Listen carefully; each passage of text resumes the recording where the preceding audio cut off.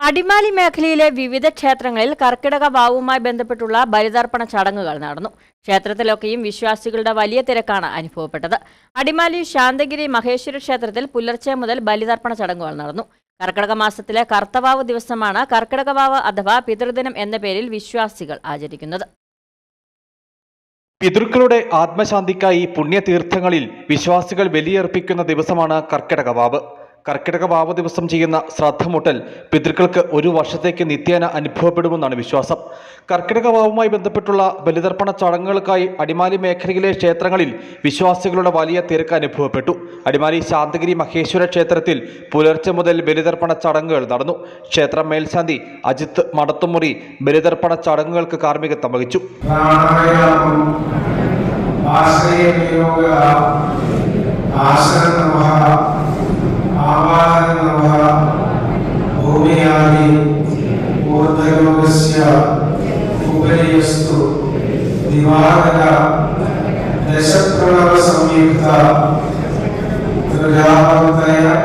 അടിമാലി മേഖലയിലെ മറ്റു ക്ഷേത്രങ്ങളിലും ബലിതർപ്പണ ചടങ്ങുകൾക്കായി വിശ്വാസികൾക്ക് വേണ്ടുന്ന ക്രമീകരണങ്ങൾ ഒരുക്കിയിരുന്നു.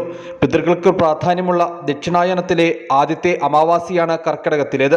അതുകൊണ്ടാണ് കർക്കിടക വാവുബലി പ്രാധാന്യമുള്ളതായി വിശ്വാസികൾ കരുതുന്നത്.